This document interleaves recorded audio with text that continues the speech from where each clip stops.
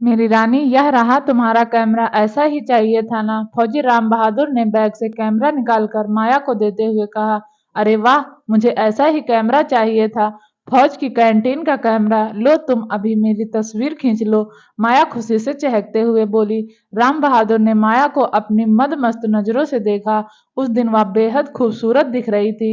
वह सज धज कर बाजार जाने वाली थी, तभी राम बहादुर आ गया था। उसने माया को भींचकर अपनी बाहों में भर लिया और चुंबनों की बरसात कर दी। रुक जाओ, कोई आ जाएगा, दरवाजा खुला है। माया ने मस्ती भरे लहजे में कहा। दरवाजा खुला है तो बंद हो जाएगा। यह कहकर राम बहादुर ने माया से अलग होकर फौरन दरवाजा बंद कर लिया। अरे तुम्हारा क्या इरादा है? अभी मेरा मूड नहीं है, मैं बाजार जा रही हूँ, मेरा मेकअप खराब हो जाएगा। माया ने राम बहादुर को रोकते हुए कहा। मेकअप फिर से कर लेना। तुम जितनी बार सजोगी उतनी बार तुम्हारी छवि निखरेगी। अभी तो मुझे मत रोको। यह कहकर राम बहादुर ने माया को कसकर अपनी बाहों में भींच लिया। माया ने कोई विरोध नहीं किया। प्यार का खेल खत्म होने के बाद वह बोली। राम बहादुर, मुझे छोड़कर तुम कभी मत जाना। तुमने मेरी उजड़ी जिंदगी में रंग भर दिए हैं। विधवा होने के बाद मैं पूरी तरह टूट चुकी थी, लेकिन तुमने दोबारा बहार ला दी है। राम बहादुर ठंडा पड़ चुका था। उसने मुस्कुराते हुए कहा, मैं तुम्हें नहीं छोड़ सकता, भले ही मेरी नौकरी छूट जाए। माया अपने पसंदीदा कैमरे पर हाथ फेरते हुए बोली। मैं फिर से मेकअप कर लूं तो तुम मेरी तस्वीर खींच देना। ठीक है, तुम तैयार होकर आओ, कहकर राम बहादुर पलंग पर लेट गया। राम बहादुर फौज में था। उसकी ड्यूटी सेना की कैंटीन में थी। वह माया के घर में किराए पर रहता था। कुछ दिनों के लिए वह गांव से अपनी पत्नी को लाया था, लेकिन मां की तबीयत ठीक न रहने से वह पत्नी को गांव छोड़ आया था। इसके बाद वह माया की ओर खिंच गया था। माया केवल फौजियों को ही मकान किराए पर देती थी। उसका कहना था कि फौजी कैंटीन से सस्ता सामान ला कर देते हैं और ज्यादा दिनों तक घर पर कब्जा भी नहीं जमाए रहते हैं, क्योंकि उनका जल्दी ही तबादला हो जाता है। जाते समय वे काफी सामान आधे दाम पर बेचकर चले जाते हैं। राम बहादुर ने कैंटीन का सामान देकर माया से नजदीकी बढ़ाई। मुफ्त में सामान पाकर माया उसकी तरफ खिंचती चली गई। माया 30 साल की थी। 5 साल पहले अपने पति की एक सड़क हादसे में हुई मौत के बाद वह टूट चुकी थी। अपनी और 7 साल के बेटे मुनमुन की चिंता उसे खाए जा रही थी। माया का पति एक कंपनी में मैनेजर था। कंपनी के मालिक ने माया को क्लर्क की नौकरी दे दी थी, लेकिन उसका चाल चलन ठीक न होने से बाद में उसे निकाल दिया गया।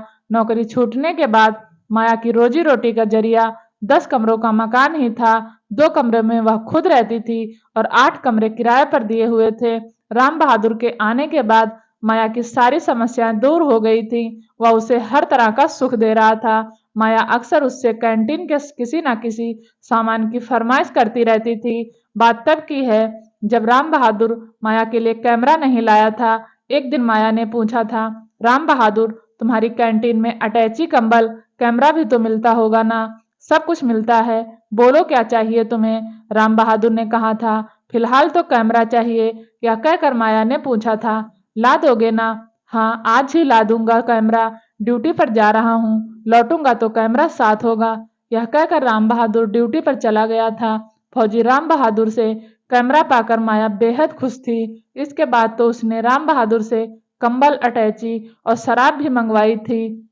राम बहादुर कुछ सामान खरीद कर लाता तो कुछ चुराकर।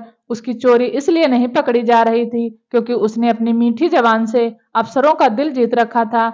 उसी कैंटीन में राम बहादुर का दोस्त श्रवण भी काम करता था। उसे शक हो गया था कि राम बहादुर माया की दीवानगी में सैनिक का फर्ज भूलकर चोरी कर रहा है। उसने राम बहादुर को खूब समझाया कि वह माया का साथ छोड़ दे और ईमानदारी से ड्यूटी करते हुए अपने घर परिवार की ओर ध्यान दे।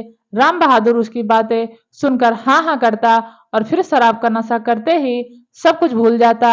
एक दिन श्रवण ने राम बहादुर को कैंटीन से सामान चुराते हुए पकड़ लिया। देखो श्रवण, तुम मेरे काम में दखल ना दो, वरना यह गुस्ताखी तुम्हें बहुत महंगी पड़ेगी। राम बहादुर ने धमकाते हुए कहा। नहीं राम बहादुर, नहीं, मैं एक सच्चा फौजी हूँ। अपनी मौजूदगी में मैं तुम्हें गलत काम नहीं करने दूंगा। कैंटीन का सामान केवल फौजी भाइयों और उनके परिवार के लिए है, यहाँ का सामान चोरी करने के लिए नहीं है। यह कहकर श्रवण ने राम बहादुर के हाथ से सामान से भरा बैग छीन लिया। तूने यह क्या किया? रुक, मैं अभी तेरी शिकायत अफसर से करता हूँ। राम बहादुर गरजा, तू क्या शिकायत करेगा मेरी? मैंने तुझे गलत काम करते हुए पकड़ा है, तेरी शिकायत तो मैं करूंगा। श्रवण ने फटकार लगाई।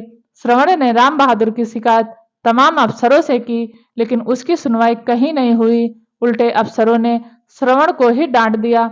अफसरों के रवैये से श्रवण बेहद दुखी हुआ। उसके मन में आया कि वह सेना की नौकरी छोड़ दे, लेकिन घर की माली हालत ठीक ना होने के चलते वह मन मार कर रह गया। इधर राम बहादुर के गलत काम पर रोक नहीं लगी। वह बदस्तूर कैंटीन का सामान चुरा कर ले जाता रहा। उस पर ईमानदारी का ठप्पा जो लगा हुआ था, माया के प्रेम जाल में फंसकर वह सैनिक का फर्ज भूल गया था।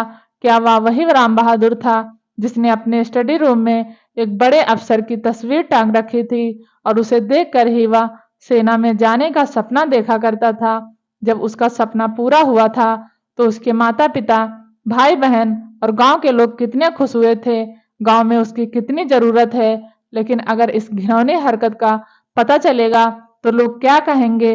अब राम बहादुर को इस बात की परवाह नहीं थी। वह तो माया का दीवाना था। लेकिन कुछ दिनों बाद माया उससे तनख्वाह के पैसे भी मांगने लगी। यह भी कहने लगी कि वह अपने घर पर पैसे ना भेजा करे। राम बहादुर ने उसे काफी समझाने की कोशिश की, पर उस पर कोई असर नहीं पड़ा। उसने कहा, पत्नी जैसा सुख मैं तुम्हें देती हूँ और तुम हो कि सारा पैसा घर भेज देते हो। आखिर तुम्हारी कमाई पर मेरा भी तो हक है। राम बहादुर को यह सब पसंद नहीं था। उसे माया में दिलचस्पी कम होने लगी। उन दोनों के बीच अक्सर झगड़ा होने लगा।